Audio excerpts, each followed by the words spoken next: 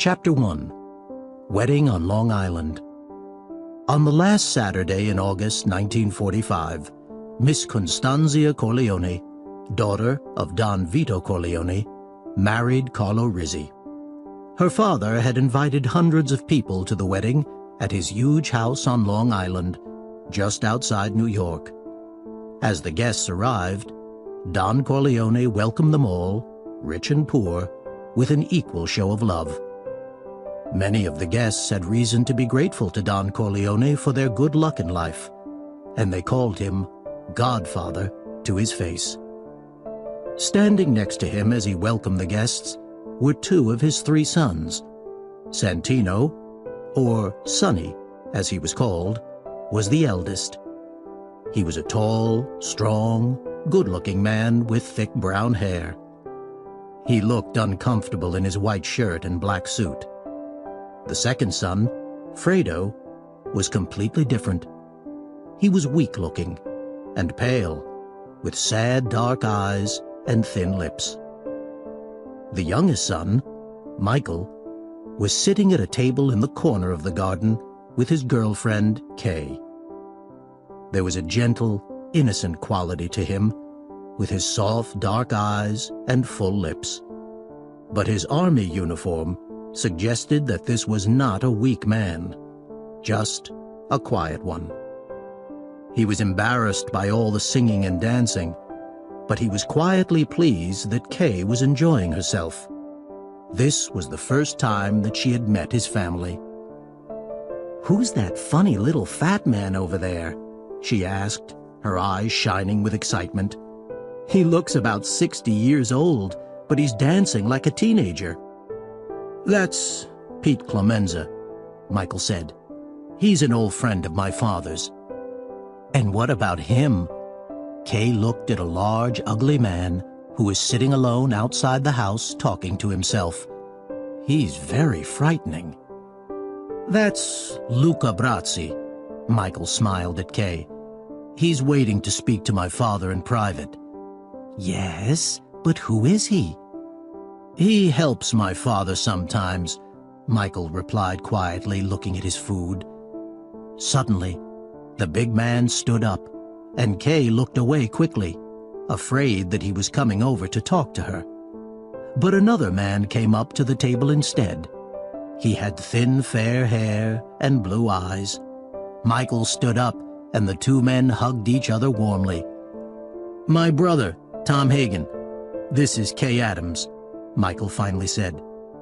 Tom Hagen shook Kay's hand, then whispered to Michael, "My father wants to know why you don't go to see him." Michael sat down without speaking, and Tom walked away into the house, followed by Luca Brazzi. "If he's your brother, why does he have a different name?" Kay asked Michael when Tom had gone. "When my brother Sonny was a boy," Michael explained, "he found Tom Hagen in the street. Tom had no home, so my father took him in, and he's been with us ever since. He's a good lawyer. Not a Sicilian, but I think he's going to be a consigliere." "What's that?" "My father's chief advisor. Very important to the family." Suddenly, there came a loud, happy sound from the other side of the garden. The music and singing stopped. Connie, in her white wedding dress, left her husband and ran towards the gate screaming, "Johnny! Johnny!" She threw herself into the arms of a very handsome, dark-haired man in a white suit and covered his face with kisses. Then she led him by the hand through a crowd of excited, screaming girls to meet her new husband, Carlo. Kay turned to Michael excitedly. "You didn't tell me your family knew Johnny Fontaine," she said. "Sure. Do you want to meet him?" Michael smiled. "My father helped him to become famous." "He did? How?" At that moment, Johnny Fontaine began to sing. "Let's listen to the song." Michael tried to change the subject. "Please, Michael," Kay said impatiently, reaching across the table and squeezing his hand. "Tell me." "Well, Johnny is my father's godson. When Johnny was beginning to become popular, he had a problem with his boss, a band leader. Johnny wanted to leave the band, but this man wouldn't let him. So Johnny asked my father to help. My father went to see the band leader and offered him $10,000 to let Johnny go. He said no. The next day, my father went to see him with Luca Brasi.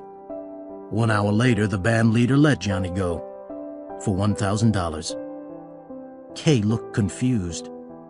How did he do that? My father made him an offer he couldn't refuse.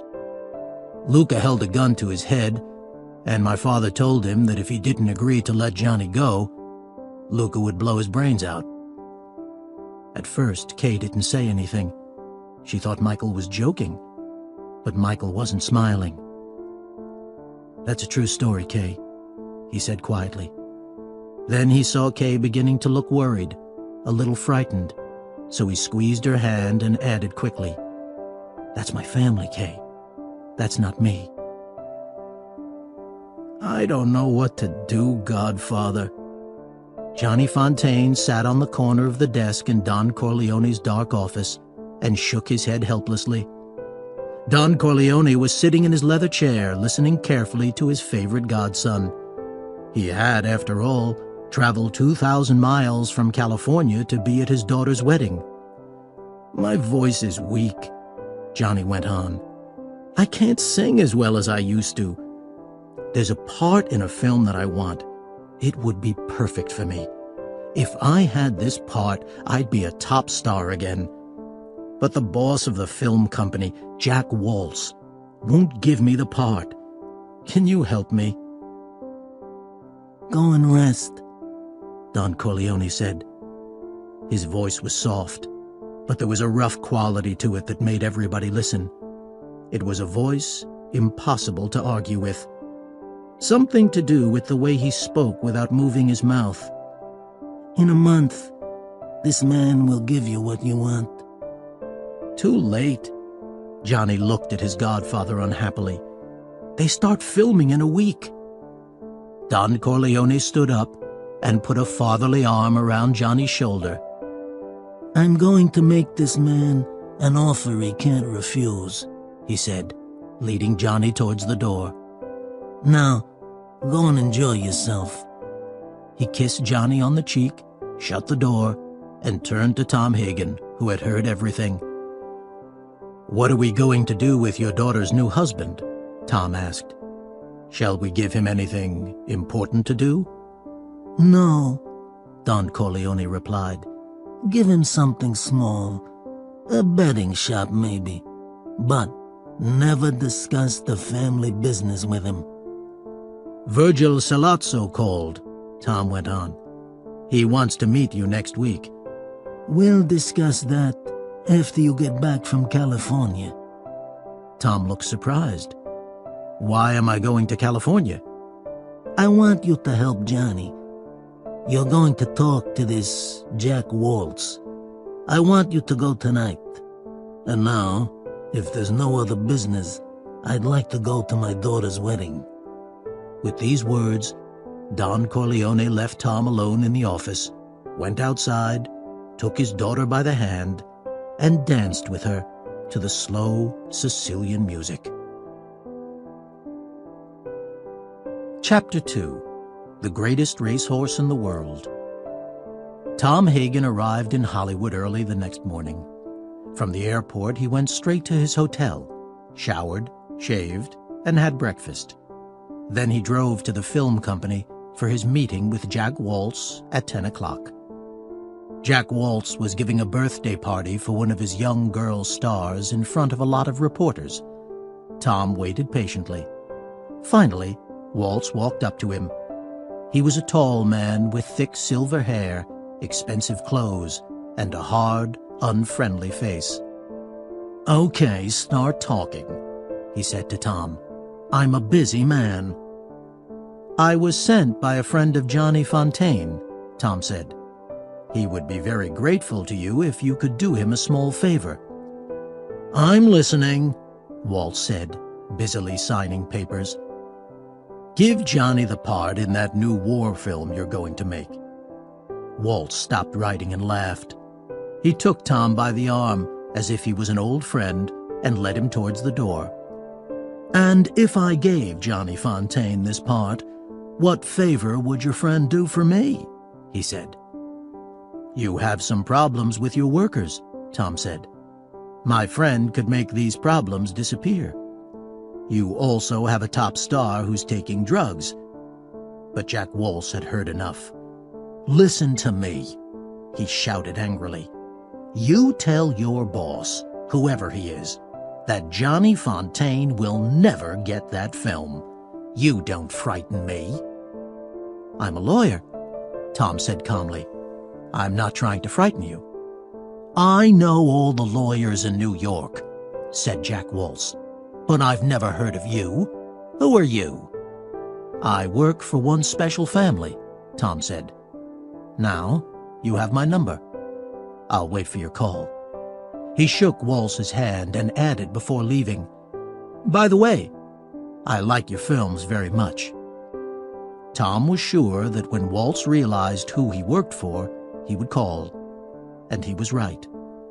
Late that afternoon, a car picked him up from the hotel and drove him out of the city to Jack Waltz's home in the country. Waltz's house looked like something from a film. It was a huge, pink-walled house surrounded by beautiful gardens, lakes, and fields full of horses. Waltz welcomed Tom like an old friend, gave him a drink, and showed him around. "Why didn't you tell me you worked for Corleone, Tom?" he asked. "I don't like to use his name unless it's really necessary." Waltz took Tom by the arm. "Come with me, Tom," he said. "I want to show you something really beautiful." Waltz led Tom into a white building which was guarded by private detectives.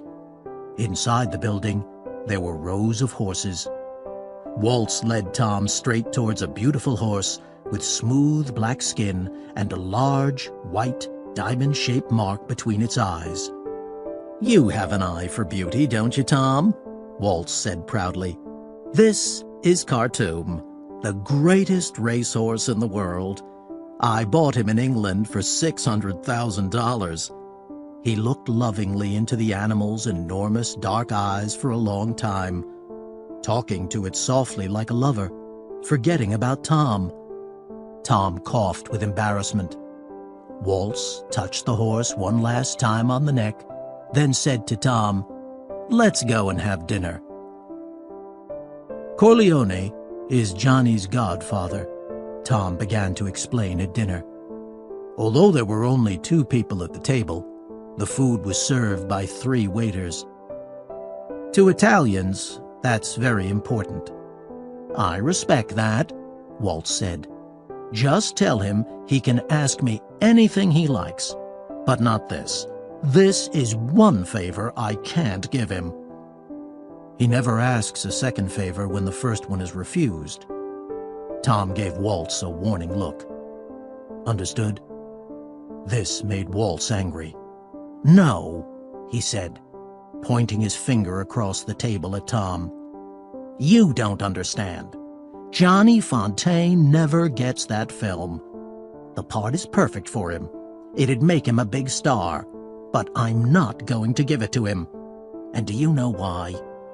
He stood up and began to move slowly around the table towards Tom. "I had a beautiful young actress. She was going to be a star. I spent hundreds of thousands of dollars on her, singing lessons, acting lessons, dancing lessons. Then Johnny Fontaine came along and took her away from me. I lost her. He made me look stupid, and that's something I can never forgive. That's why I'll make sure that Johnny Fontaine never works in films. Now, you get out of here. And if your boss wants to frighten me, tell him I'm no band leader." Tom waited until Waltz had finished. "Thank you for the dinner," he said quietly. "Could your car take me to the airport now, please? Mr. Corleone is a man who likes to hear bad news immediately." Then, without another word, he left the table, took his hat from one of the servants, and walked quickly out of the room. Jack Waltz was sleeping alone in his enormous bed. For some reason, this morning he woke up earlier than usual. The room was getting light. Everything was quiet, but he could feel that there was something wrong. He turned over and saw that there were wet, red marks on his bedclothes. His nightshirt felt sticky, and there was a horrible smell in the room. He lifted the bedclothes off his body and looked down. His nightshirt was covered in blood. Without thinking, he sat up and pulled the bedclothes off his bed completely. The shock of what he saw nearly killed him. At first, he couldn't breathe. He felt sick. Then, a moment later, he was filled with an animal fear. He opened his mouth and screamed. For there, at the bottom of his bed, was the beautiful black head of his favorite racehorse, Khartoum. Somebody had cut it off during the night and put it in his bed while he was sleeping. It was stuck to the bed in a thick cake of blood, its mouth open, its huge round eyes staring at him like pieces of half-eaten fruit. Jack Waltz's screams woke all the servants. 6 hours later, Johnny Fontaine received a phone call telling him that he had the part that he wanted in the film. Chapter 3. Virgil Sollozzo. Virgil Sollozzo was excellent at killing people with a knife. He was a strongly built man with dark eyes and a wide, cruel mouth. But today, he was trying to be polite and friendly. He had an important favor to ask, which was why he had asked for this meeting with Don Corleone.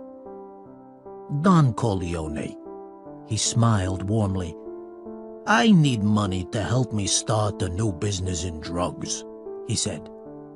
If you give me $1 million, I can promise you between $3 and $4 million in your first year. After that, you'll get even more.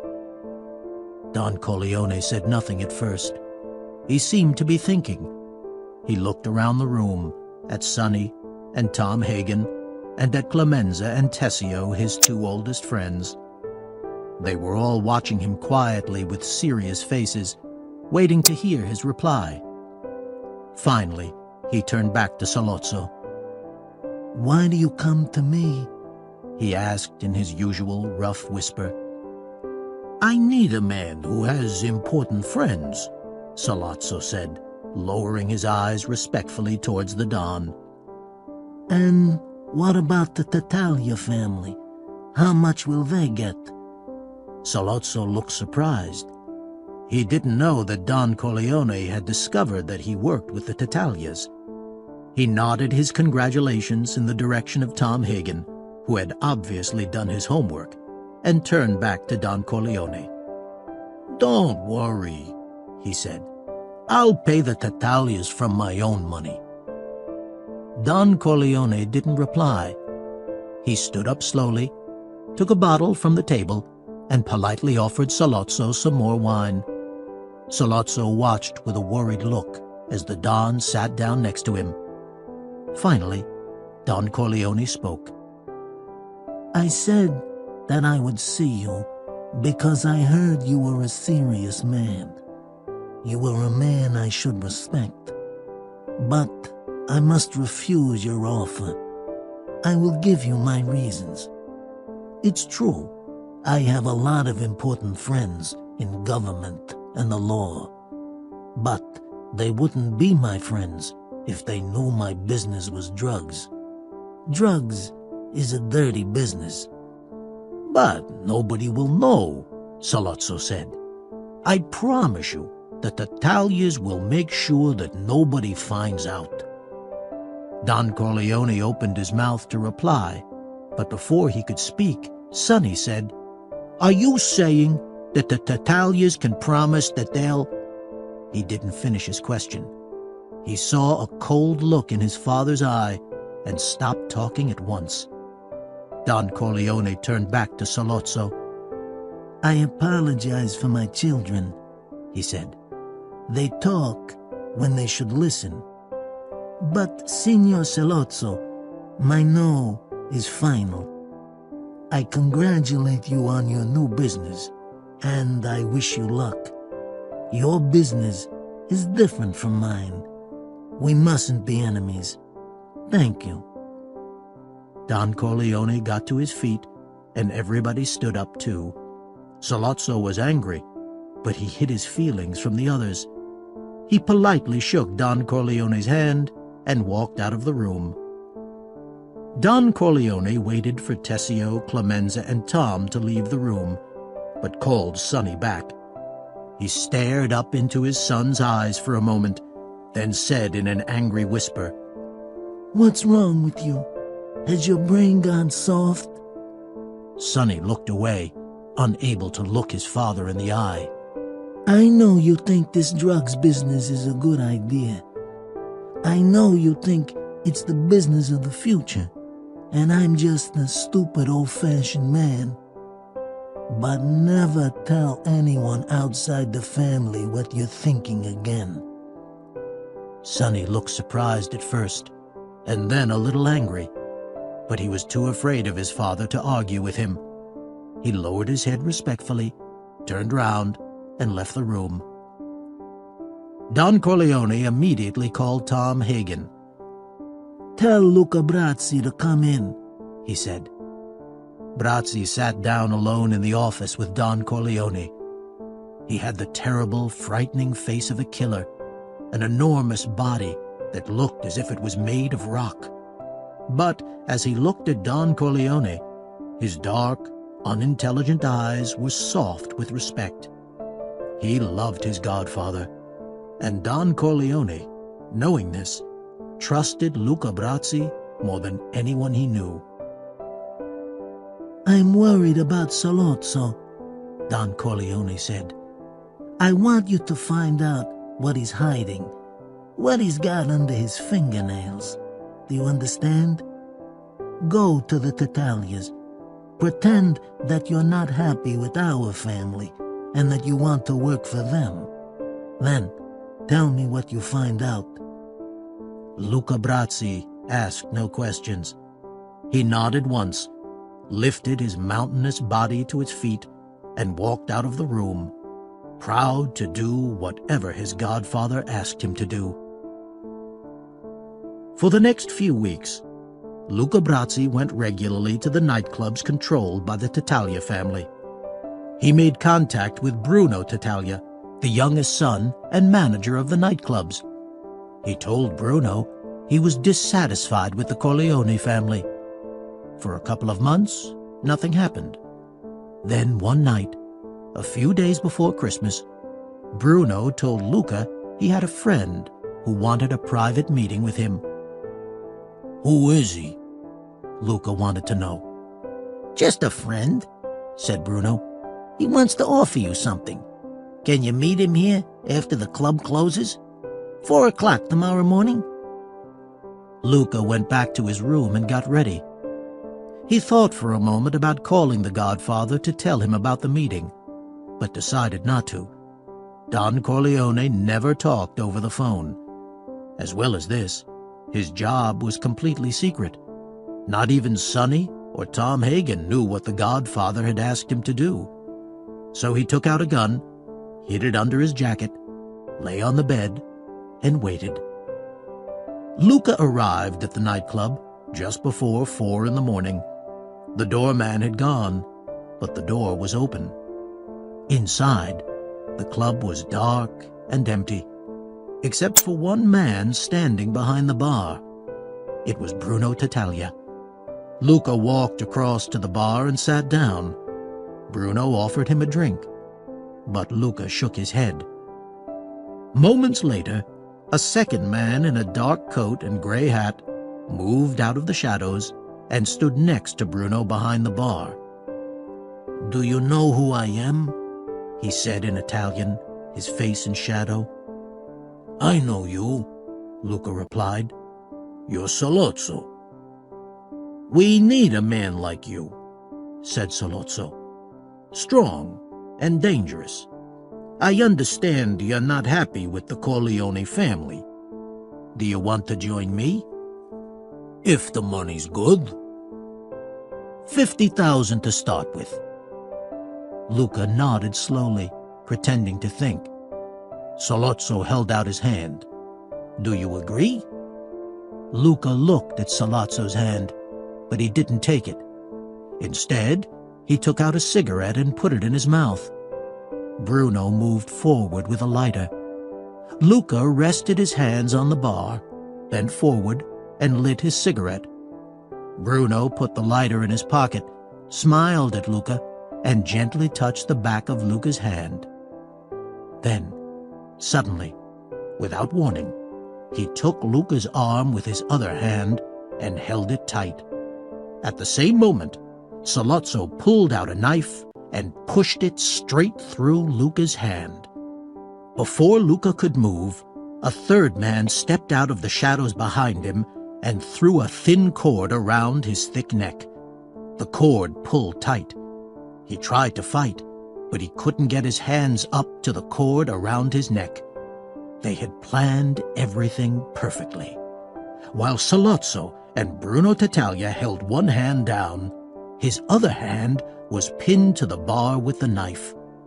The cord pulled tighter and tighter, cutting into his throat until he finally stopped moving and fell slowly to the floor. But Sollozzo, Tattaglia, and the other man did not let him go for several more minutes. They needed to be sure that Luca Brasi, the most dangerous man in the Corleone family, was dead. Later on the same day, Tom Hagen came out of a large shop carrying Christmas presents for his children. Sollozzo was standing in the street waiting for him. "Happy Christmas, Tom," Sollozzo smiled. Tom nodded nervously. "I'm glad I met you," Sollozzo continued in a friendly voice. "I want to talk to you." "I haven't got time," Tom said, and began to walk away. But two men stepped forward and stopped him. "Make time, consigliere," Sollozzo said, suddenly less friendly. "Get in the car." Then, noticing the look of fear in Tom's eyes, added quickly, "Don't be frightened. If I wanted to kill you, you'd be dead already. Trust me." Without a word, Tom got into the car. Later that same afternoon, not knowing that Sollozzo had killed Luca Brasi and had kidnapped Tom Hagen, Don Corleone finished his work in the offices of his fruit company. He put on his coat and said to Fredo, who was reading a newspaper, "Tell Poligato to bring the car. I want to go home." "I'll have to get it myself," Fredo replied. "Gatto's sick today." Don Corleone looked annoyed. "That's the third time this month. Maybe we'd better get another man for the job."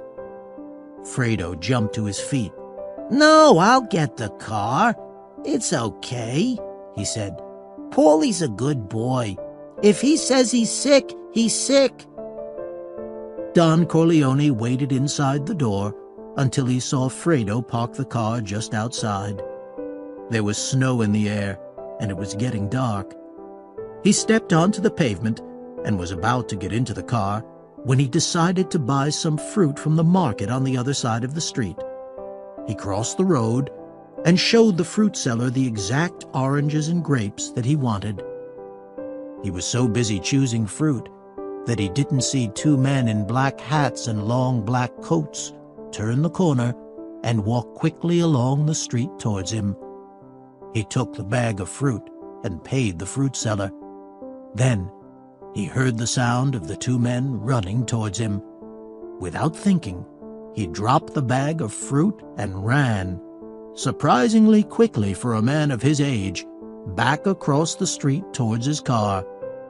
He had just reached the car when the two men pulled guns out of their coats and began to fire. Don Corleone was hit several times in the back. Fredo, on hearing the sound of guns, jumped out of the car. He was shaking so much with fear that he dropped his gun before he could use it. But his appearance was enough.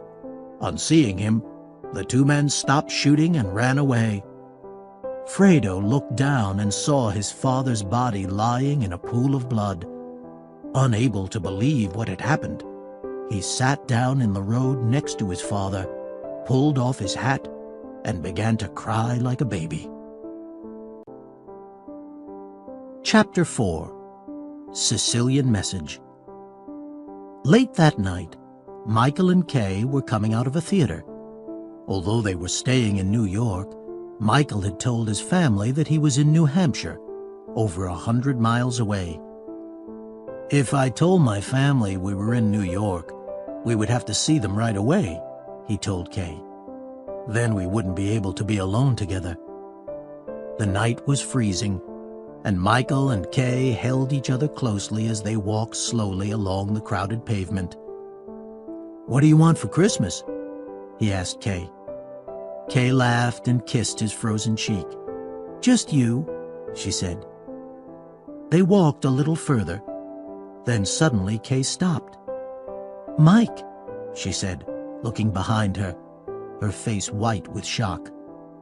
"What's the matter?" said Mike, confused. She took his hand and led him back to a newspaper shop they had just passed. She pointed to a newspaper. Michael picked it up. "Vito Corleone shot 5 times, he read on the front page. Opening it, he saw a photograph of his father. "Killers shoot underworld boss." Without looking at Kay, he ran across the street to a public telephone and rang Sonny. "Sonny," he said, "it's Michael. Is he all right?" "We don't know yet, but he's hit bad, Mikey," his brother said. "Where have you been? We've been worried." Michael suddenly felt guilty about lying to his family about New Hampshire. "I called. Didn't Tom tell you?" "No. But come home, Mikey. You should be with Mama. We need you." Michael put down the phone. Kay, who had followed him across the road, looked at him with tears in her eyes. Michael kissed her and hugged her tightly. Then, stepping away from her, he said, "Go back to the hotel, Kay. I've got to go home." As soon as Sonny had put down the phone, there was a knock on the door. "They say he's dead, Sonny," said Pete Clemenza as he came in. Sonny took him roughly by the collar and threw him against the wall. "Take it easy," Clemenza cried. Sonny took a deep breath and took his hands away. "I'm sorry," he said, and then asked, "How's Paulie?" "Paulie wasn't there. He was sick." "What do you mean? How many times has he been sick?" "I don't know, Sonny," Clemenza said, half afraid, half confused. 3, maybe 4 times. "Listen, I don't care how sick he is. I want you to bring him to my father's house now. Do you understand?"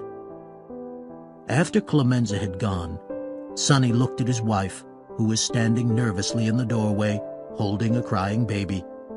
He hugged and kissed them both, trying to calm them down, trying to calm himself down.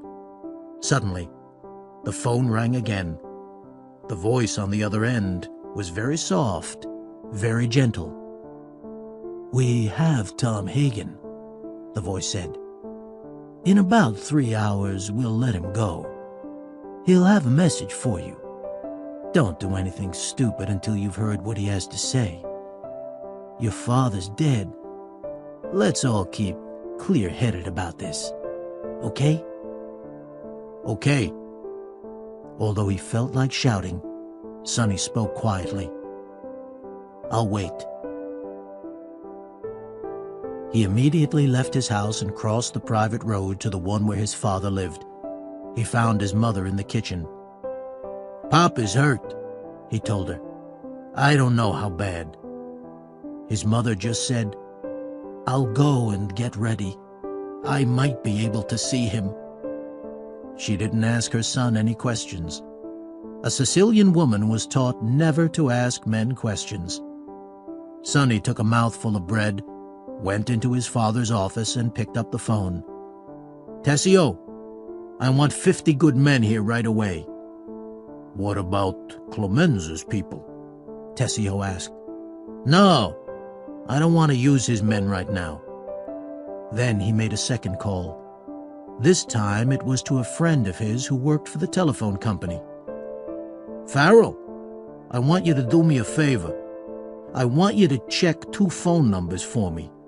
Give me all the calls they made and received over the last 3 months. It's very important. Give me the information before midnight." He gave him Paulie Gatto's and Pete Clemenza's numbers. Then he made a third call. He phoned Luca Brasi, but this time there was no answer. When Michael arrived, he found his father's house full of men he didn't know. He went into the living room, shook hands with a sad-looking Pete Clemenza, kissed Tom Hagen's wife on the cheek, then went into his father's corner room office. Sonny was sitting with Tessio talking quietly. When he saw Michael, he stood up and ran towards him. "I'm really glad to see you," he said, hugging his brother warmly. "Mama's at the hospital with the old man. He's going to be okay, thank God." But then he saw Michael sit down, and he stopped smiling. "What are you doing?" he said. "I'm talking important business with Tessio." "Well, maybe I can help," Michael said. "If you stay here, you'll hear things you shouldn't," Sonny warned him. "The old man will kill me if he finds out." Michael stared at his brother. "He's my father, too," he said quietly. "Okay," said Sonny, annoyed at Michael's refusal to leave. "You want to hear? Then I'll tell you. Whose head do we shoot off? Paulie's or Clemenza's? One of them betrayed the old man to Sollozzo. Who do you think it was?" If Sonny was hoping to shock Michael, he didn't succeed. His younger brother just looked at him coldly and said, "Not Clemenza." Sonny stared at his brother for a moment, then looked at Tessio with disbelief. "I don't believe it. The college boy's right. It was Paulie. I had their numbers checked. While Paulie was sick, he got phone calls from Sollozzo's people." Michael got up and stood in front of his brother. "Is there going to be a war, Sonny?" he said. "Of course there is, unless the old man tells me different. Sollozzo's a dead man. I'm going to hit all 5 families if I have to. The Tattaglias are going to eat dirt." "Wait, Sonny," Michael said with a look of warning in his eyes. "This isn't how Papa would do it." Just then, they heard loud voices from outside the door and the sound of people laughing. Sonny, Michael, and Tessio rushed out of the room and saw Tom Hagen standing at the front door, hugging his wife and smiling. Sonny, Tom, Clemenza, and Tessio sat in the Godfather's office talking. They were planning to kill Sollozzo, wondering where Luca Brasi was, thinking about what to do if the Godfather died. Michael sat by the desk, listening to the conversation, but not permitted to speak.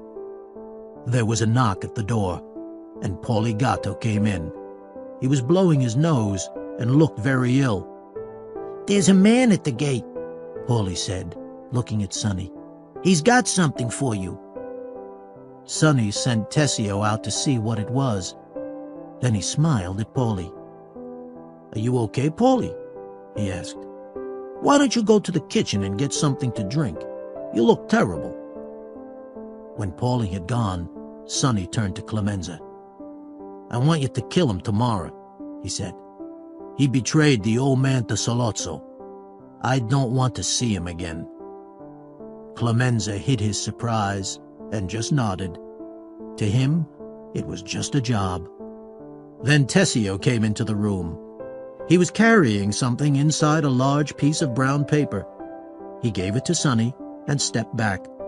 Sonny opened the paper. Inside there was Luca Brazzi's jacket, and inside the jacket, there was a dead fish. Sonny looked up at Tessio, confused. "What's this?" he asked. "It's a Sicilian message," Tessio said in his deep but strangely gentle voice. "It means that Luca Brazzi sleeps with the fishes." Chapter 5. Seeds of Revenge. The next night, before going to visit his father in hospital, Michael had dinner with Kay in the hotel. They didn't talk much. Kay kept looking across the table at him, worried by his silence. Finally, he put down his glass of wine, stood up, and said, "I have to go." "Can I come with you?" Kay said, staring at her food. "There'll be policemen at the hospital," Michael said, putting on his coat. "Reporters, too. I don't want to get you mixed up in this." Kay looked at him sadly. She understood that since the shooting of his father, he was different. He was more distant from her. "When will I see you again?" she asked quietly. Michael found it difficult to look her in the eyes. "Go back to your parents, and I'll call you," he said. But Kay repeated her question. "When will I see you again?" This time, Michael looked at her. "I don't know," he said, touching her gently on the shoulder. Then, without another word, he left her sitting alone at the table and walked towards the door. When Michael got out of the taxi, he was surprised to see that the street outside the hospital was quiet and empty. When he climbed the steps and went through the front door, he was even more surprised to find that there was nobody inside the hospital either. "Where are Tessio's and Clemenz's men?" he thought nervously as he took the lift up to the 4th floor. There was nobody outside his father's room. Michael opened the door slowly and walked inside. His father was lying in bed. Glass bottles hung next to him. As Michael stood by the bed and looked down at his sleeping father, he heard a noise behind him in the doorway. He turned quickly. It was only a nurse. "What are you doing here?" she whispered angrily. "I'm Michael Corleone. This is my father. There's nobody here. What happened to the guards?" "Your father had too many visitors. The police came and made them all leave 10 minutes ago." Michael thought quickly. He picked up the phone by the bed and told Sonny to send some people to the hospital at once. Then he told the nurse to help him move his father's bed to another room. When she complained, he said, "You know my father? Men are coming here to kill him. You understand? Now help me, please." As Michael and the nurse were pushing the bed carefully through the narrow door of another room, they heard the sound of someone coming up the stairs. Michael closed the door quietly and looked through the window.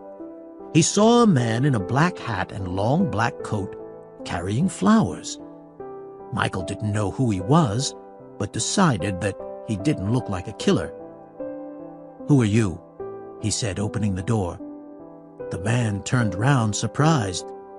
"I am Enzo," he said, "the butcher." "Listen, Enzo," Michael said, "you'd better get out of here. There's going to be trouble." Enzo lifted his head and looked at Michael proudly. "If there is trouble, I stay here to help you. For your father." Michael didn't argue. He needed help. "Go outside," he told Enzo, "and stand in front of the hospital. I'll be out in a minute." He went back into the dark room and looked down at his father. "It's all right, Papa," he whispered, softly touching his father's gray hair. "I'll take care of you now." He bent down to kiss his father's hand, and when he looked up, he saw a tear in the corner of his father's eye. Michael found Enzo outside on the steps in front of the hospital. He threw Enzo's flowers away, turned up the collar of Enzo's coat, and told him to put his hand in his pocket as if he had a gun. They waited nervously in the icy cold and dark. A few minutes later, the silence was broken by the soft sound of an engine moving slowly along the street. Michael and Enzo held their breath as a long black car appeared in front of the hospital gates and stopped. Shadowy shapes of men in hats moved inside the car. They seemed to be talking to each other. Then the car moved quickly away. Michael smiled at Enzo. "You did well," he said. Enzo smiled and took out a packet of cigarettes, but his hands were shaking. Michael lit a cigarette for him. To his surprise, his own hands weren't shaking at all. He felt completely calm. Suddenly, there was the sound of police cars, and the street outside the hospital was filled with policemen. Good old Sonny, Michael smiled as he walked down the steps to meet them. What happened next took him completely by surprise. 2 policemen took him roughly by the arms, while a 3rd policeman searched him. A huge police captain with a strong red face and white hair walked towards him. "I thought I locked all you gangsters up," he said angrily to Michael. "Who are you?" Michael looked up into the police captain's fiery eyes and said, unafraid, "What happened to the men guarding my father, Captain?" "You little animal," the captain shouted. "Don't tell me my business. Now, get out of here and stay away from this hospital." The policeman let go of Michael's arms, but Michael didn't move. "I'm not going until you put some guards outside my father's room," he said. The captain shouted to his men, "Take him away." Michael stared at him coldly. "What's Sollozzo paying you to betray my father, Captain?" At this, the captain lost all control. "Hold his arms," he told the policeman behind Michael. Then, as they held him, he hit Michael hard in the face. Before he could hit Michael again, another car suddenly arrived. It was Tom Hagen with a group of men to guard the Godfather. Tom saw Michael's face covered in blood and said, "Do you want to report this?" Michael had trouble talking, but he managed to say, "That's okay, Tom. It was an accident." As he spoke, he didn't take his eyes off the police captain. He tried to smile. He didn't want to show anyone how he really felt at that moment. Seeds of revenge were growing in his icy heart. Chapter 6. Nothing Personal. The entrance to the private road where the Corleone family lived was crowded with cars and men with guns. As Michael and Clemenza got out of the car together and walked in, Tessio came to meet them. "Why all the guns?" Clemenza asked. "We'll need them," Tessio said. "After Sollozzo tried to kill the Don at the hospital, Sonny got angry. We killed Bruno Tattaglia at 4 o'clock this morning." Inside the house, Sonny was in an excited, happy mood. He held Michael's badly bruised face in his hands and laughed. "Hey, Mikey, you look beautiful."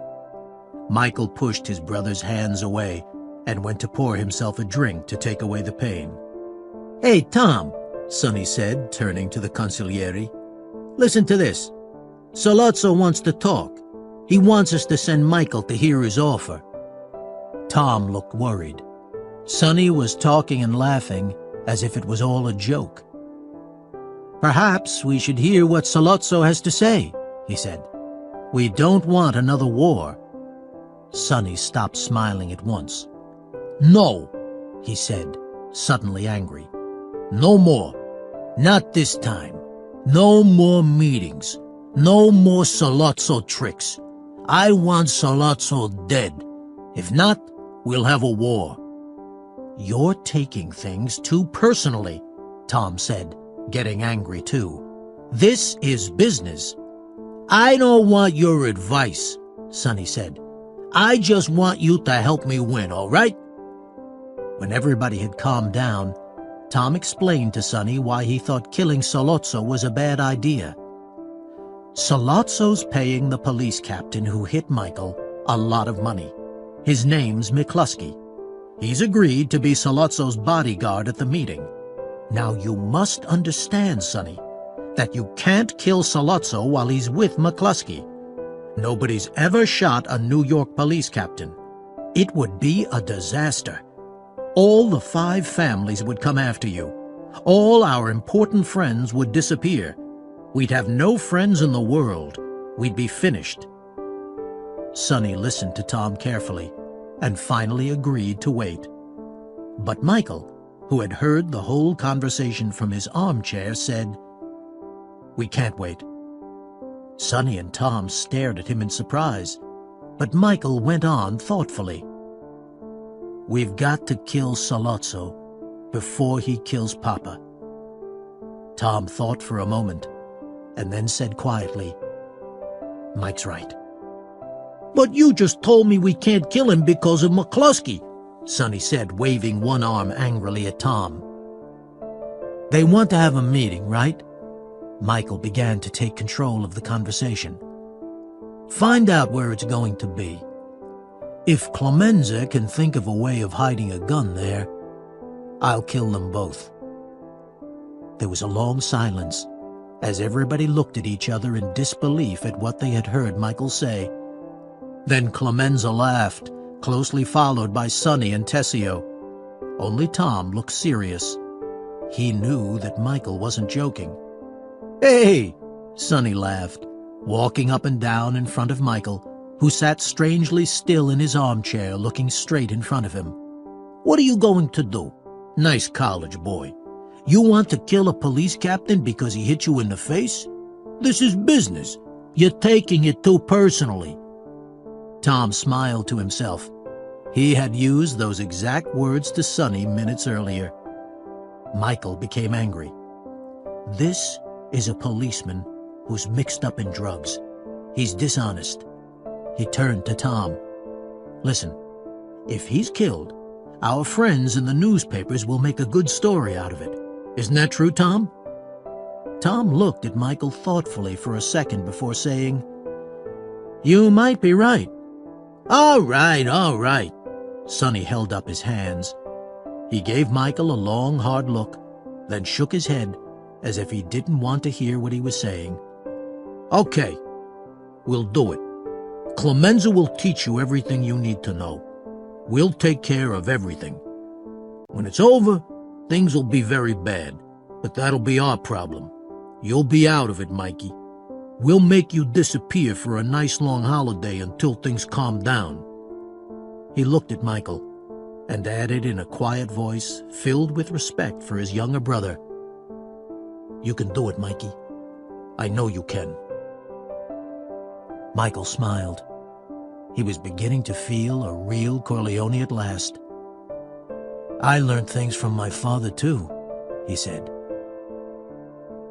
Eventually, after a lot of nervous preparation, the meeting between Michael and Sollozzo was arranged. At the last minute, Sonny was able to discover where it was going to take place, a small family restaurant in the Bronx called Louis'. Michael waited alone, as agreed with Sollozzo, outside Dempsey's restaurant on Broadway. Finally, a large black car stopped in front of him, and Michael got into the passenger seat.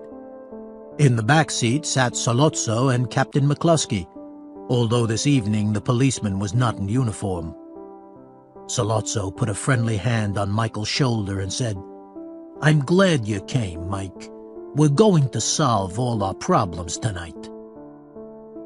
"I don't want anyone to try to hurt my father again," Michael replied in a quiet, cold voice. "Don't worry," Sollozzo said warmly. "He'll be safe, I promise. But please keep an open mind when we talk. I hope you're not a hothead like your brother Sonny. You can't talk business with him." Just then McCluskey moved forward in his seat and offered Michael his hand. "You're a good boy," he said in a strong, friendly voice. "I'm sorry about the other night, Mike. Nothing personal, I hope. I'm getting too old for my job, I guess." Without turning round, Michael shook the policeman's hand over his shoulder. "And now I'm afraid I've got to search you," McCluskey said. "So turn round, please. On your knees." Michael did as he was asked. "He's clean," McCluskey said at last, sitting back next to Sollozzo. Michael slowly put his hat back on his head and stared out of the window with a dead look in his eyes. Half an hour later, McCluskey, Sollozzo, and Michael were sitting at a small round table in the middle of a quiet restaurant. "How's the Italian food here?" McCluskey asked Sollozzo with real interest. "Good," Sollozzo replied. "The best in the city." When the waiter had poured wine into their glasses, Sollozzo began to talk to Michael in Italian. "I have great respect for your father," he said.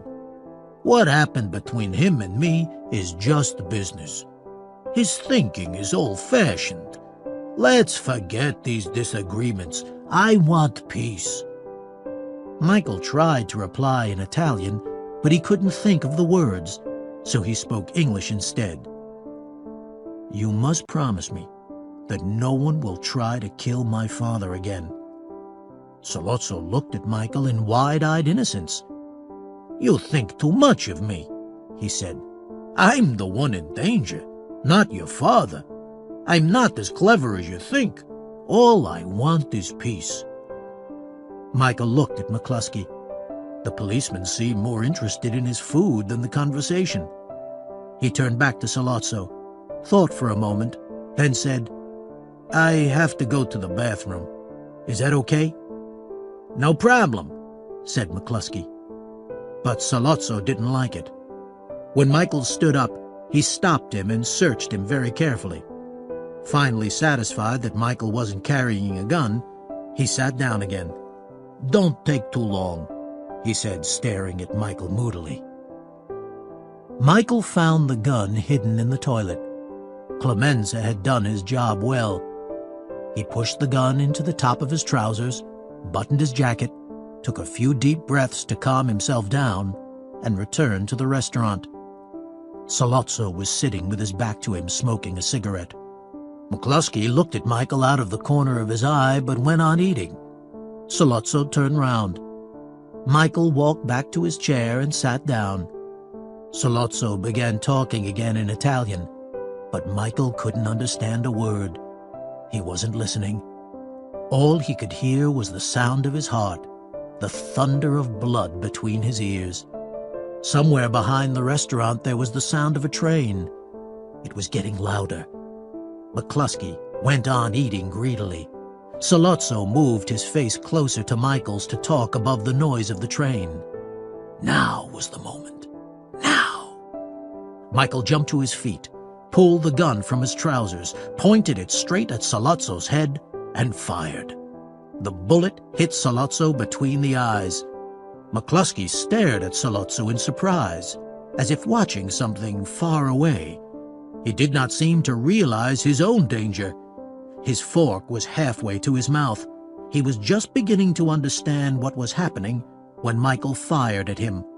The shot was bad. It hit McCluskey in the throat. He dropped his fork, put his hands to his neck, and began to cough up food and blood. Very carefully, very coolly, Michael fired the next bullet straight into the policeman's brain. McCluskey stared at Michael for a second, then fell forward, his head hitting the table with a crash. Michael turned away. He let the gun fall from his hand, and looking straight in front of him, he walked quickly out of the restaurant, round the corner, and into the car where Tessio was waiting to drive him away. Chapter 7. Apollonia. After the shooting of Captain McCluskey, the police took revenge on all 5 New York families. The 5 Families' War of 1946 had begun. But Michael wasn't there. He was hiding thousands of miles away in Sicily. He was staying with Don Tomasino, a friend of his father's and a godfather himself. In the evenings, Michael sat in a huge garden filled with flowers, drinking wine and hearing old stories about his family. During the day, he walked in the Sicilian countryside dressed in old clothes. Two bodyguards, Fabrizio and Carlo, went everywhere with him, carrying guns over their shoulders. Michael often thought of Kay during these long walks in the white-hot sun. He felt sad and guilty that he had left America without saying goodbye to her. One morning, 7 months after arriving in Sicily, Michael decided to walk into the mountains past the hilltop town of Corleone. He walked with his two bodyguards along dusty country roads, past fruit trees and fields of flowers. The hot, still air was rich with the smell of oranges. Along the way, they met a group of girls and children picking flowers. They stopped to watch them pass. One girl, in a simple dress with a basket over her arm, stopped in front of Michael to pick a small pink flower. Michael watched her, studying the way that her long brown hair shone in the sunlight and hung around her face. Suddenly, the girl lifted her head and looked at him. She had large brown eyes, and her heart-shaped mouth was red with the juice of grapes. Michael felt weak, as if hit by lightning. He had never seen anyone so lovely. The girl lowered her eyes with a shy smile, ran back to join her friends, and disappeared down the road. Fabrizio noticed the look on Michael's face and laughed. "Let's go and find out who she is," he suggested. Michael agreed and followed Fabrizio and Carlo down a narrow path towards the village where the girls and children had gone. In the village, they sat at a table outside a small cafe. The owner of the cafe was a short man with white hair and a dark mustache. He smiled as he served them, not worried at all by the fact that his customers carried guns. This was not unusual in Sicily. When Fabrizio asked the cafe owner about the beautiful girl they had seen picking flowers and described her to him, a strange thing happened. The man stopped smiling, looked at the three men angrily, and disappeared inside the cafe. Fabrizio followed him inside, and moments later ran out looking nervous. "Quick, we must go," he said to Michael. "He's really angry. The girl's his daughter." But Michael didn't move. He stared at Fabrizio and said, "I want to speak to him."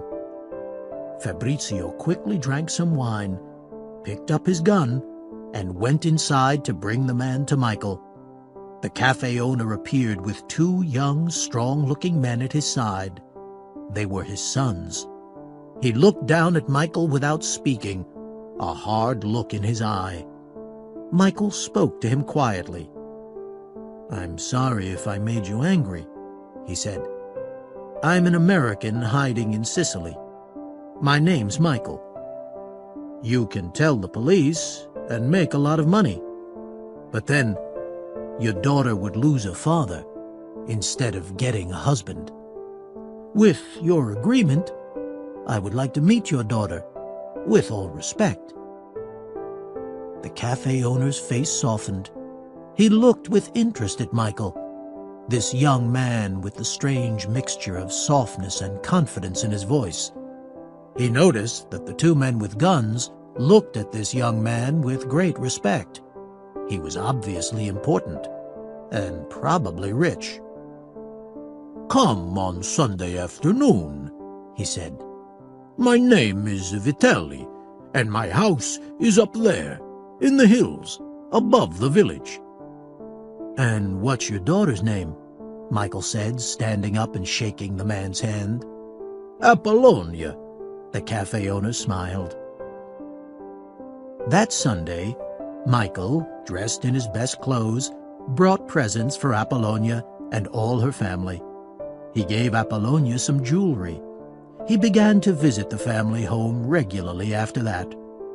One evening at the dinner table, he noticed that she was wearing the jewelry he had given her. It was her way of saying that she liked him.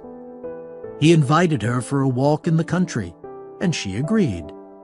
They walked side by side, but they were careful not to touch each other.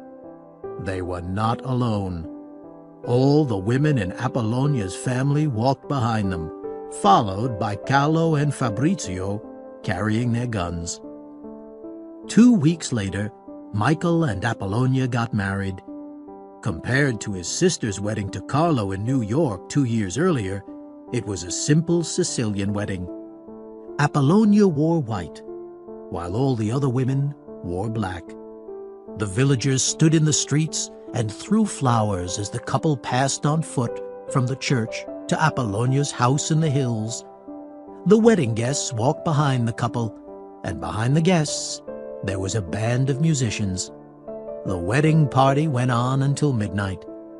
Then Michael took Apollonia away and drove her to Don Tomasino's house outside Corleone. Chapter 8. A Bridge Too Far. 2 years after their wedding, Connie and Carlo Rizzi were not happily married.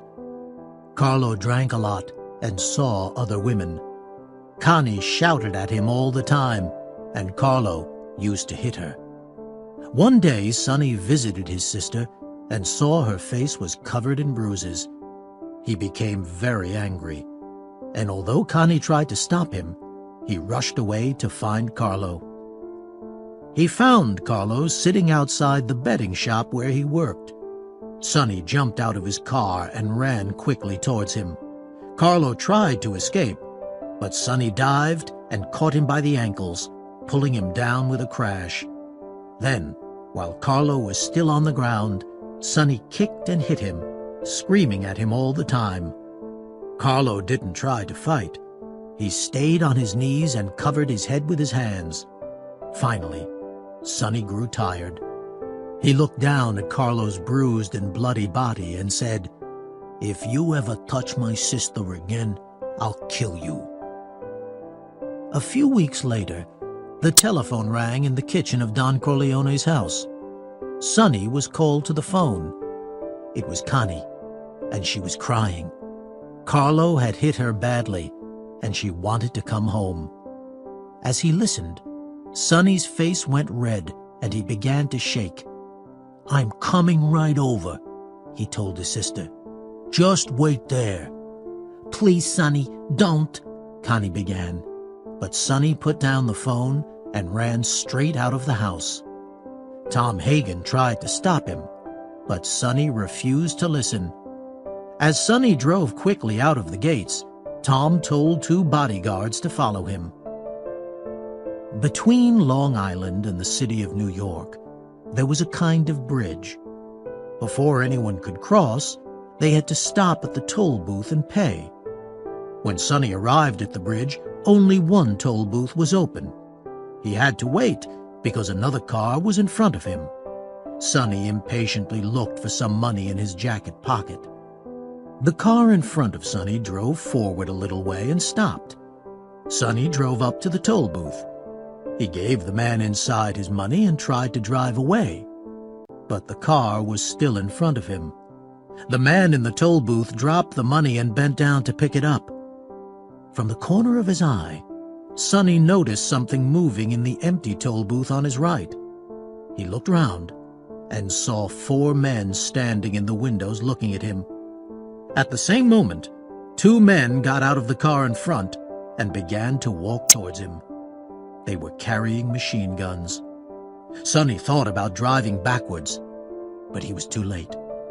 In the second before anything happened, Sonny knew that he was a dead man. There was a sudden thunder of noise, and bullets crashed through the windows of his car from all directions. Before Sonny could dive for cover, he was hit several times in the chest and head. But he was a strong man. He refused to die quietly. He pulled himself across the seat, opened the door, and half jumped, half fell out of the car. He tried to pull his gun from his jacket, but bullets continued to hit him. At last, with a wild and angry look on his face, he fell to the ground in a pool of blood and stopped moving. By the time the bodyguards that Tom had sent to follow him arrived, Sonny Corleone, eldest son of Vito Corleone, was dead, and his killers were gone. Later that night, Tom Hagen sat alone in Don Corleone's dark office, drinking. He couldn't believe that Sonny was dead. He heard the door behind him open and close. Turning round, he saw Don Corleone. He looked very old and tired as he walked stiffly across the room. He had lost weight, and his clothes hung loosely from his body. "Give me some wine," he said as he lowered himself slowly into his favorite leather armchair. He waited while Tom poured him a drink, then half spoke, half whispered, "My wife was crying before she fell asleep. Outside my window, I saw Tessio and Clemenza coming to the house, and it's midnight. So, Tom, I think you should tell your Don what everybody already knows." "I was about to come up and tell you," Tom said.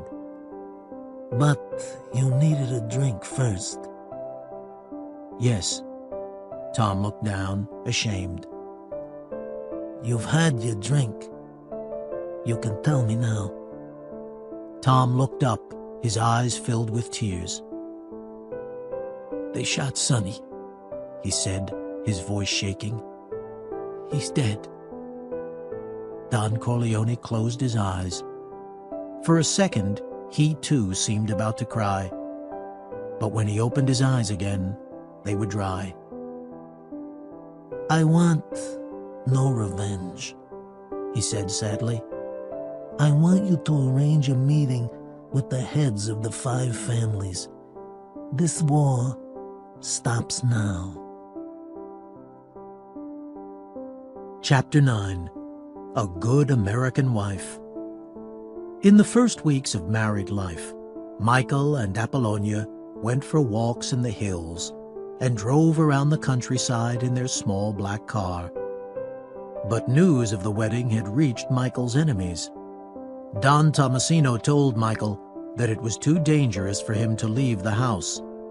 He put men with guns around the house to guard him and told Fabrizio and Carlo to stay with Michael all the time. Although he was a prisoner in his home, Michael wasn't too unhappy. He had Apollonia. He spent the time teaching her how to speak English and how to drive the car. One morning, Don Tomasino came home to tell Michael that Sonny was dead. It wasn't safe for Michael to stay in the house anymore. He had found a safe house outside Syracuse, and he would have to leave at once. Apollonia could live with her parents for a short time. She could join him later. The next morning, Michael stood at his bedroom window and saw Fabrizio sitting in a garden chair. "Get the car," Michael called down. "I'm leaving in 5 minutes." "Is your wife coming with you?" Fabrizio asked. "No, I want you to take her to her father's house until I'm safe." Michael washed, then went downstairs to the kitchen where he found Carlo having breakfast. "Where's Apollonia?" Michael asked. "She's in the car," Carlo said, his mouth full of bread. "You'll get a surprise. She's driving it alone. She'll make a good American wife." Michael smiled and went outside. Apollonia was sitting in the car, her hands on the wheel. She laughed and waved at him. But Michael was annoyed to see Fabrizio about to disappear through the garden gates. "Fabrizio, where are you going?" Michael called. Fabrizio looked over his shoulder at Michael, then continued to walk quickly away. Michael watched him go, confused at first. Then he looked at the car. Suddenly, without thinking, he realized there was danger. He shouted to Apollonia, "No! No!" But she never heard him. There was a loud explosion and Michael was thrown to the ground. When he looked up, pieces of burning car were lying all over the garden. The bomb, which someone had intended for him, had killed his beautiful, innocent wife instead. Chapter 10. No Revenge. The secret meeting between the heads of the 5 New York families and all the other important families in America took place in a large room above a bank. Everybody sat around a large table, each head with his consigliere sitting close behind. Don Corleone, who had invited them all, was the first to stand up and speak. "How did things get so far?" he said. "It's so unnecessary." He looked at the small man with dark, oily hair and shadows under his eyes who was sitting opposite him. "Titalia, you've lost a son. I've lost a son too. Why can't we stop this foolish war now, before more people die?" A handsome man with silver hair who sat at one end of the table began to speak. This was Barzini. "We all know Don Corleone is an honest man," he said. "We can trust him." "Yes," Titalia said to Barzini. "He has many important friends, but he refused to share them with us." "I only ever refused to help you once." Don Corleone looked at Titalia. He was thinking about the meeting with Sollozzo. "I refused to help you because I don't like the drugs business." "Times have changed," Barzini said. "A man who refuses to help his friends is not a true friend. Don Corleone must share his important friends in law and government with us. We will pay him well for his help, of course." The godfathers talked for a long time. Finally, Don Corleone said, "I'm a man you can trust. I'll do whatever I can for peace." "And we all agree," Barzini smiled. "The drugs business will be permitted, but controlled. And Don Corleone will share his important friends with us." "If Don Corleone promises not to take revenge on us for his son's death," Titalia said.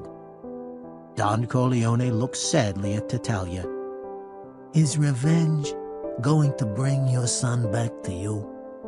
Or my boy to me? I promise there will be no revenge, but only if my youngest son is permitted to come back safely. He has had to live abroad since that Sollozzo business. I want him home. But I warn you, if anything happens to my son, if he mysteriously falls off the boat on his way home, or if he's hit by lightning after he returns, then I will blame some of the people in this room. That I will not forgive. But if my son is permitted to return safely to New York, then I promise I will not be the one to break the peace we have made here today." At this, he stood up and opened his arms to Titalia. Titalia stood up too, and the two men walked around the table. They met behind Barzini's chair and hugged each other warmly. Then all the godfathers in the room stood up and began to hug and kiss each other, congratulating each other on the end of the war.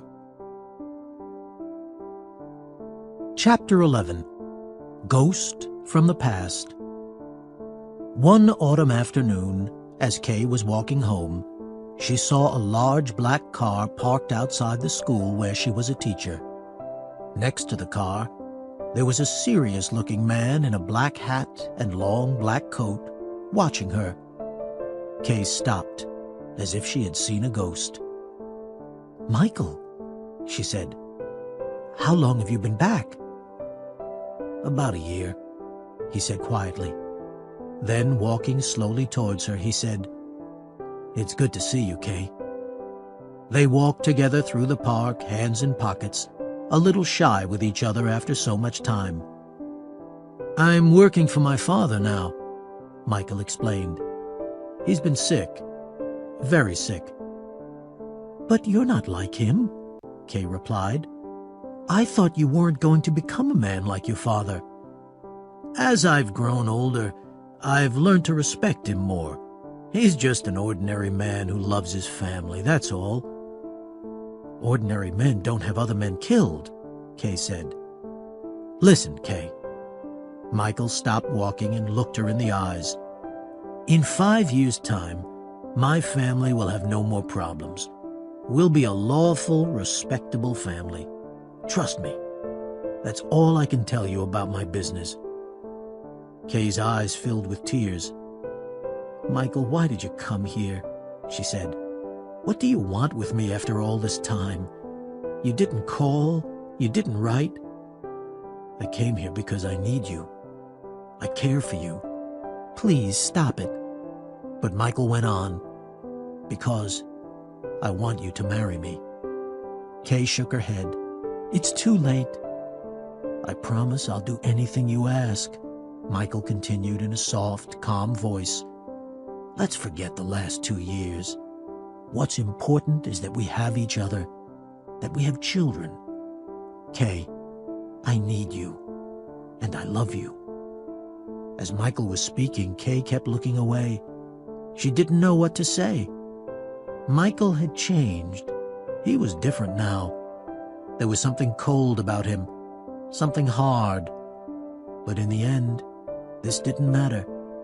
Before she could answer him, the large black car drove up and stopped next to them. Michael opened the back door for her and waited. In her heart, Kay realized that she still loved him. Without a word, she stepped inside the car. Chapter 12. Many Changes. As months turned into years, there were many changes. Michael and Kay got married and had 2 children. Connie and Carlo Rizzi moved with their children into a house on Long Island to be near the rest of the family. Fredo was sent to Las Vegas, where the Corleones had bought 1 hotel and were planning to buy many more. Barzini was taking advantage of the peace between the 5 families and was beginning to take over a lot of the Corleone family business in New York. Tessio and Clemenza wanted to fight Barzini before he became too strong, but Michael, who had spent long hours talking to Tom Hagen and his father, learning the family business, told them to be patient. At first, Tessio and Clemenza didn't like taking orders from Michael. They tried to talk to Don Corleone instead, but the old man said, Do you trust me? Yes, Godfather, Tessio and Clemenza replied. Then be a friend to Michael. He's head of the family now. Do as he says. One afternoon, Michael sat in the garden with his father. Don Corleone had put on a lot of weight and moved very slowly. He spent most of his time in the garden, looking after his plants, or just sitting under a tree, drinking wine, thinking about the past. But his mind was still sharp. Michael always came to him for advice. Be careful of Barzini, he told Michael. He'll move against you first. He'll arrange a meeting with someone that you trust. He'll promise you safety, but at that meeting, he'll kill you. Don Corleone drank some red wine and suddenly changed the subject. Are you happy with your wife and children? He asked. Very happy, Michael said softly. He wanted to hear more about Barzini, but he respected and loved his father too much to hurry him. That's good, said Don Corleone. He looked around the garden for a moment with a sad look in his eyes, then said, I'm sorry, I can't stop thinking about Barzini. It worries me. I always thought Sonny would be head of the family. I never wanted this for you. There just wasn't enough time. Michael gently touched his father's arm. Don't worry, Father, he said. I'll take care of it. Don Corleone nodded, smiled to himself, then looked suddenly serious, as if he had forgotten to tell Michael something important. What's the matter, Father? Michael asked. Listen, Don Corleone raised one finger. Whoever comes to you with this Barzini meeting, he's the traitor. Don't forget that. Then, standing with great difficulty, he touched Michael lovingly on the cheek and walked slowly back to the house out of the sun. One Sunday morning, while the women were at church, Don Corleone was playing with his grandson among his tomato plants in the garden. As he tried to run away from the little boy who was chasing him, he suddenly found it hard to breathe. It was as if the sun had come down very close to his head. He stopped running and started to cough as he tried to get air into his chest. The little boy laughed, thinking this was part of the game. Don Corleone bent forward, coughing more and more, and then he felt it, an explosion of fire inside his chest. With a cry of pain, he fell back among his tomato plants, dead. All his life, people had tried to kill him. They had failed. In the end, Don Vito Corleone died a natural death, playing with his grandson in his garden on a peaceful Sunday morning. Chapter 13. Traitor. At the funeral, Michael sat with his family as people walked past, one by one, throwing flowers onto his father's grave. Michael studied their faces carefully. Clemenza, Tessio, Enzo the butcher, Johnny Fontaine, all the people that his father had helped in his long and dangerous life. Some of his enemies were at the funeral too. Barzini threw a red rose onto the grave and lowered his eyes respectfully in Michael's direction. Michael stared at him coldly as he turned and walked away. A few minutes later, Tessio walked up to Michael and whispered something in his ear. Michael stood up and walked away from the grave to hear what Tessio wanted to say. Barzini wants to arrange a meeting, Tessio said. He says we can solve all our problems. Did you talk to him? Yes, I can arrange everything. Trust me. Michael looked at Tessio. He had known him all his life. He had always been like an uncle to him. But Michael remembered his father's words. Whoever comes to you at this Barzini meeting, he's the traitor. And he felt a great sadness in his heart. All right, Michael said quietly, and he returned to his seat by his father's grave. He told Tom, who was sitting next to him, about his conversation with Tessio. Tom shook his head sadly. I always thought it would be Clemenza, he said. No, said Michael. This is a clever move, and Tessio's cleverer than Clemenza. But I'm going to wait. I've decided to be godfather to Connie's baby, and then I'm going to meet Barzini, Tattaglia, and all the heads of the 5 families. He watched Tessio, who was standing some distance away, shaking hands and talking with Barzini. He hadn't told Tom the whole truth. Tom was not a consigliere anymore, so he didn't know everything in the way that he used to. The truth was that Michael had already decided to kill all his enemies. They were going to die on the day he stood as godfather to Connie's child. Chapter 14. Michael Rizzi, Go in Peace. As Michael walked into the church with Kay, Connie, Carlo, and the rest of the family, his men were all over New York, getting ready to kill his enemies. Pete Clemenza kissed his wife goodbye and left the house carrying a large flower box under his arm. Michael's personal bodyguard, Albert Neri, was putting on a policeman's uniform. Clemenza's close friend, Rocco Lampone, was sitting with his eyes closed in a large hotel while a man gave him a shave. 2 other men, who worked for the family, were checking their machine guns in a small apartment room somewhere in a cheap part of the city. Kay stood in the church, Connie's baby sleeping in her arms. The priest spoke Latin and touched the baby's cheeks and mouth with water. Then he asked Michael, "Do you believe in God the Father, the maker of heaven and earth? Do you believe in Jesus Christ?" Michael said, "I do."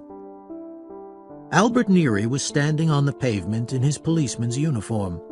He was talking to the driver of a car which was parked in front of the Plaza building, trying to make him move away. The driver shook his head and refused to move. Pete Clemenza was running up a lot of stairs in a dark hotel, the flower box under his arm.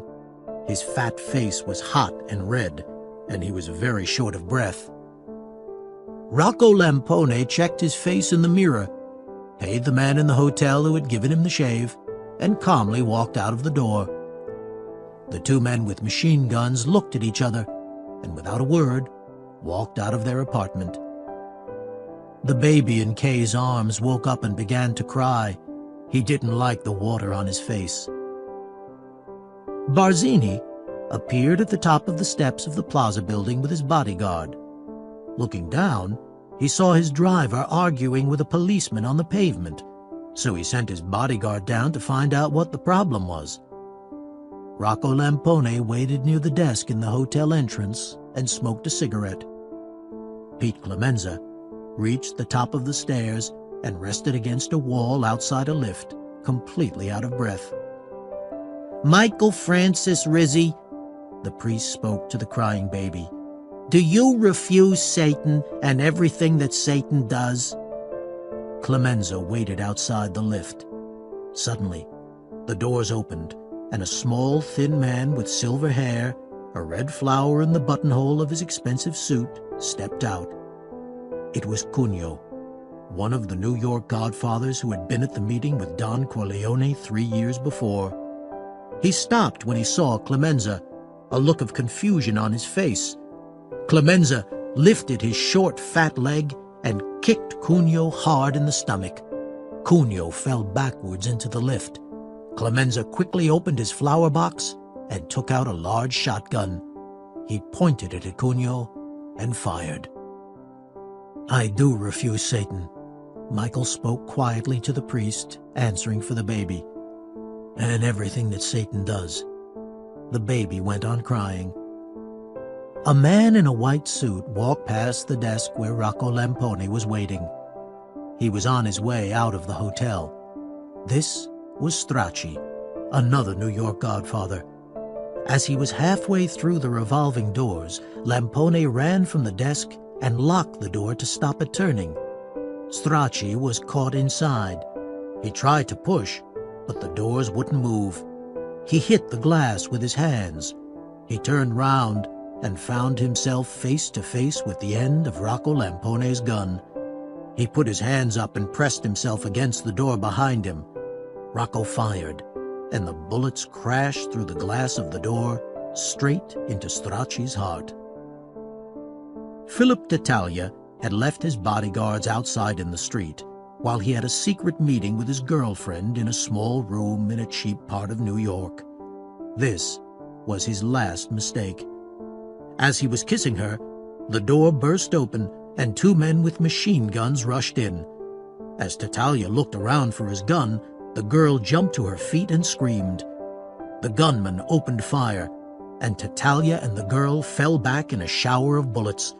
Then, the gunmen left as suddenly as they had appeared, leaving behind them a smoke-filled room and 2 dead bodies in a pile of torn and bloody bedclothes. The priest held a silver spoon above the baby's head and let drops of water fall onto the baby's face. "In nomine Patris, et Filii, et Spiritus Sancti," the priest said.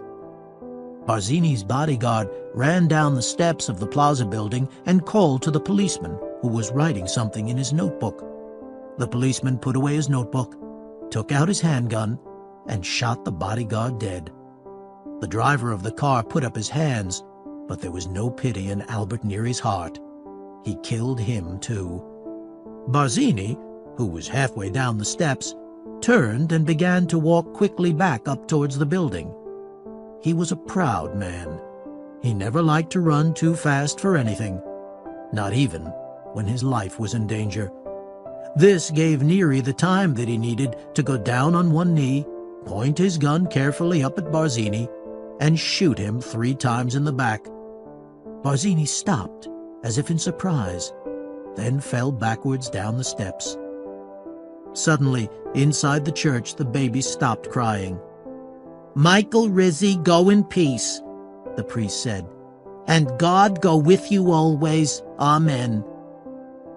"Amen," Michael Corleone said softly, and lowered his eyes, knowing that, by now, all his enemies were dead. Chapter 15. Family Business. As the family stood on the steps outside the church, Carlo Rizzi shook Michael's hand. "Thank you, Godfather, thank you," he kept saying, tears of happiness in his eyes.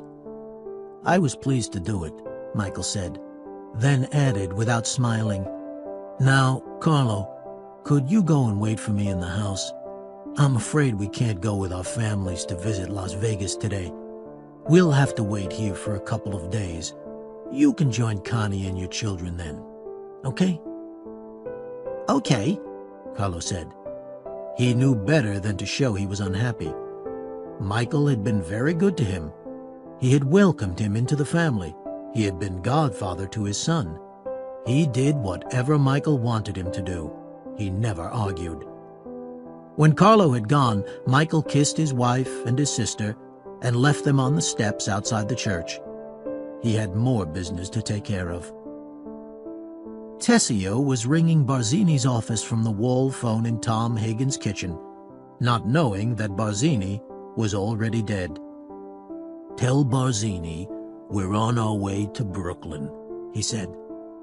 After the call, he turned to Tom, who was waiting for him, and said, "I hope Mike gets what he wants from the meeting tonight."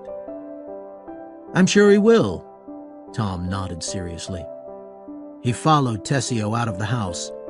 They were halfway across the street to Michael's house when they were stopped by a bodyguard. "The boss says he'll come in another car," the man said. "He says you two can go before him." Tessio looked worried. "He can't do that," he said, turning to Tom. "That spoils all my arrangements." 3 more bodyguards appeared from nowhere and stood around him. Then Tom said gently, "I can't go with you either, Tessio." Tessio understood everything immediately. He knew that he was going to die for trying to betray Michael. He looked at Tom sadly and said, "Tell Mike, it was only business. I always liked him." "He understands that," Hagen nodded. Tessio paused for a second. He was a brave man, but he couldn't stop himself from showing Tom a moment of plain human weakness.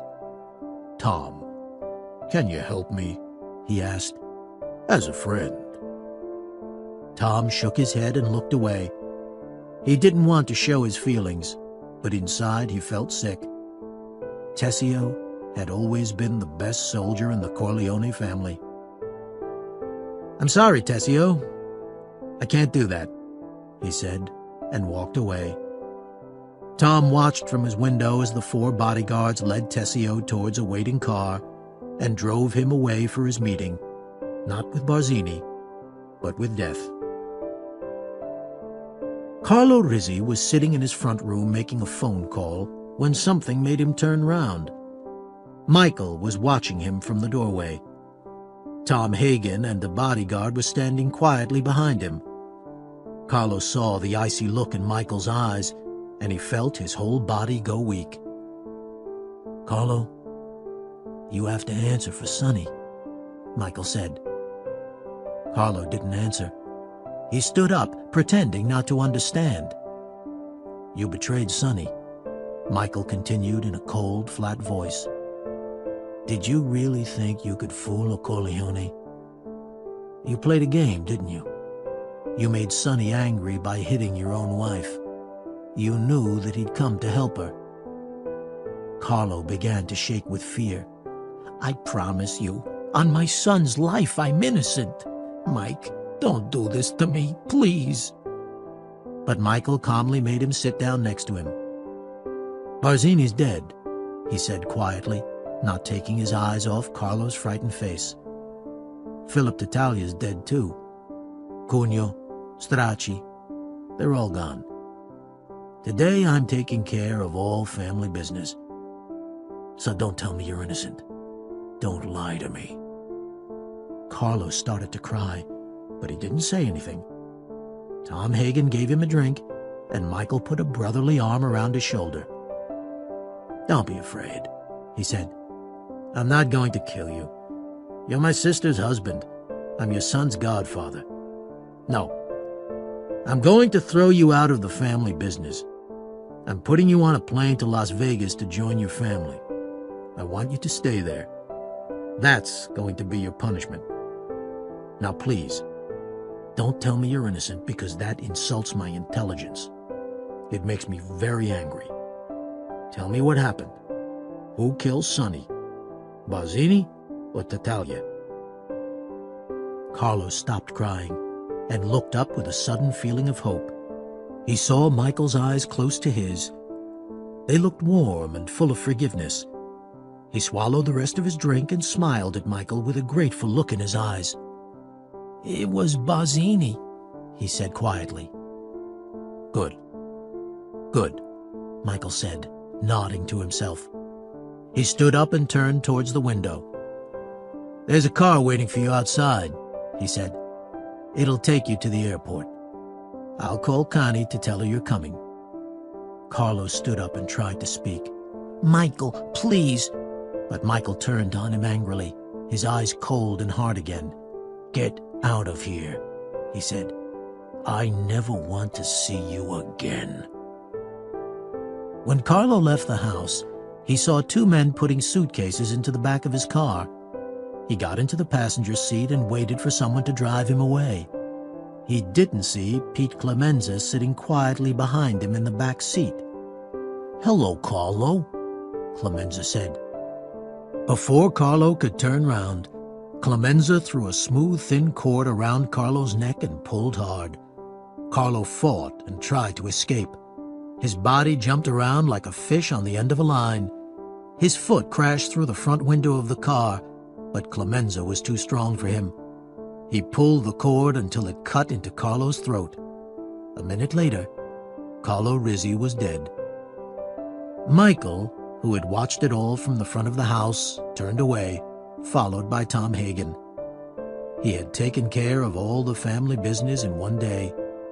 The Corleones were now the strongest family in New York. He had reason to feel proud.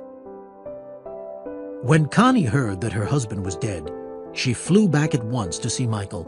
She ran straight into his office and screamed at him, "You killed my husband! You waited until Papa died, and then you killed him. You blamed him for Sonny. You always did. Everybody did. You never thought about me. What am I going to do?" Michael sat quietly at his desk. Kay tried to calm Connie down, but Connie pushed her away, ran around the desk and started to kick and hit her brother, crying and screaming the whole time. "You stood godfather to our baby.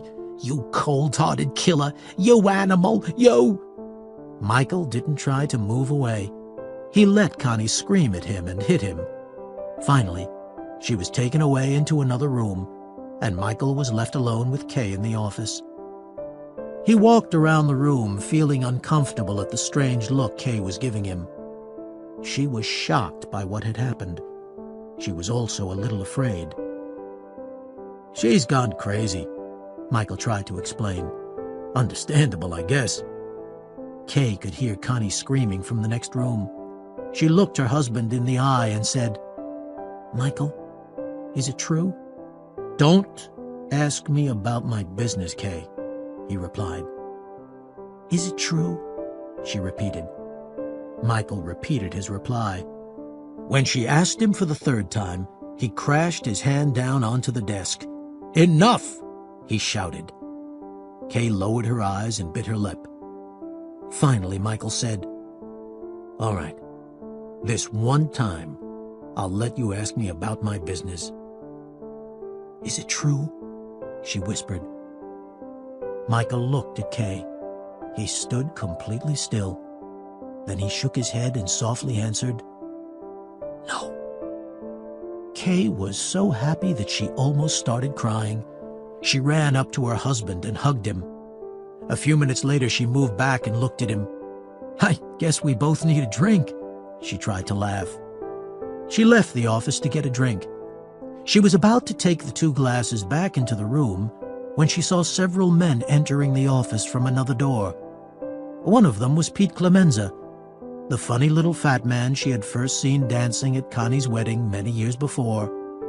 She watched in silence as he lowered his head, kissed Michael's hand, and said in a deep, respectful voice, "Don Corleone." Then someone gently closed the door, and Kay was left outside, alone. Her new life as the Godfather's wife had only just begun.